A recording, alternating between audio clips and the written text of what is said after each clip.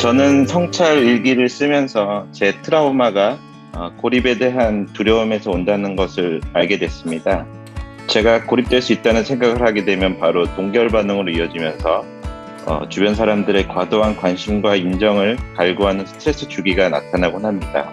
그런데 저의 트라우마를 인정하니 갑자기 주변 사람들과의 관계에 관심이 없어지면서 무기력해지는 스트레스 과소각성을 느끼게 됩니다. 오히려 트라우마를 인정하기 전에는 과대각성 상태여서 오히려 외부 자극을 받게 되면 화가 난 마음으로 뭔가를 해보려는 동기부여가 나오곤 했는데 인정하고 나니 지금은 삶의 의욕이 많이 줄어든 것 같습니다. 과소각성 상태를 개선할 수 있는 방법, 그리고 제 경험은 책의 어느 부분에 해당되는지 알고 싶습니다.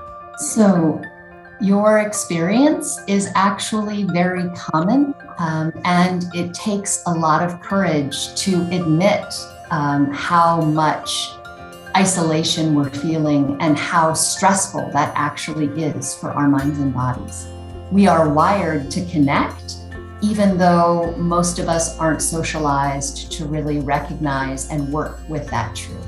You ask which parts of the book might be most relevant for you. I recommend you look at chapter 6 about attachment styles and chapter 18 about our social wiring. So for those of us who come from families with parents who had narrow windows or parents who were dealing with their own stress and trauma, it had profound effects on our initial wiring that then can have kind of lifelong implications.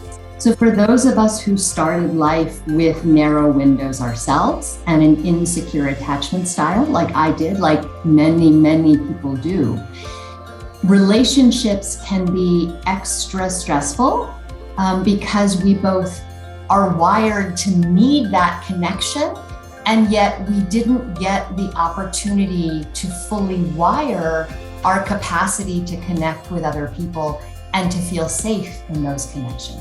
And this can be very traumatic because when we were very young children, when we were babies, infants, when we were very young children, we didn't have a lot of power, and yet our minds and bodies need that connection. And if it wasn't available to us, we felt helpless and powerless and lacking control, and that made it traumatic for our system. Because of how the survival brain learns from traumatic experiences and generalizes from traumatic experiences, this can then have lifelong effects in all of our relationships. And we can flip between hyper-arousal, where we might be angry and push people away and feel like we can do it all ourselves, and then collapse into kind of hypo-arousal and freeze and feel isolated and apathetic and like everything has no meaning. So in your question, Mr. Kim, it's clear that your system has very early life, maybe even pre-verbal attachment trauma that your system is expressing in hyper-arousal and hypo-arousal. Both of those things are happening for you. So there are a couple ways to work with it. The first is to recognize the wiring that allows us to do recovery is the same wiring that allows us to do social engagement.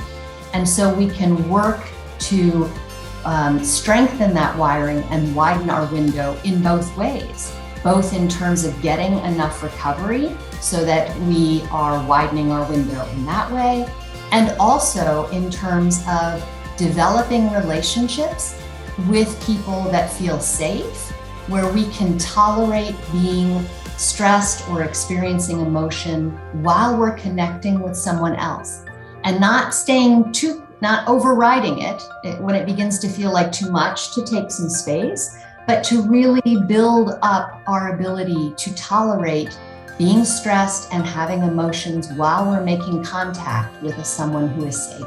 You might look at the section on social connections in chapter 17 and use some of those ideas as ways to begin to build up your tolerance for being with other people.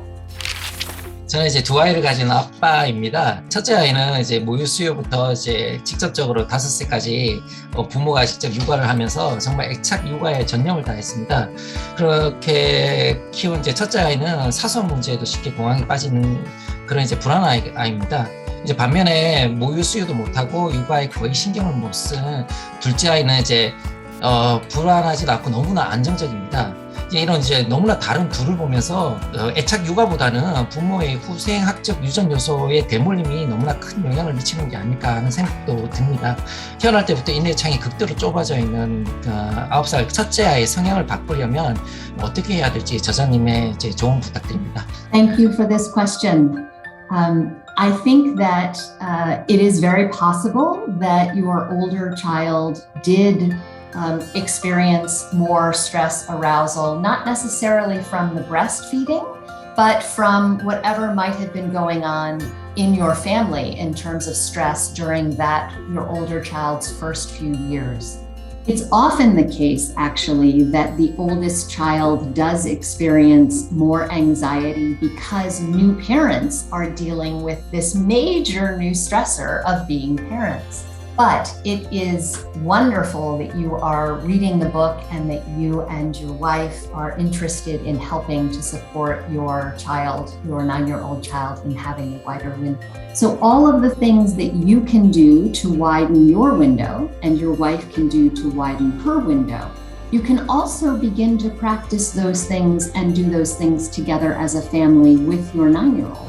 The most important pieces for your child are making sure that your child is getting enough sleep and making sure that your child is getting enough movement and play.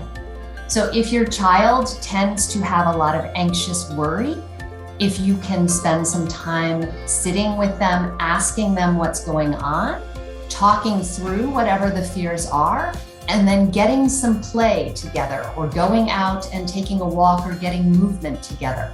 Those are ways to help support your child in experiencing the stress and then having some recovery from it. And that will help the child's survival brain learn that it doesn't need to stay always turned on in anxiety.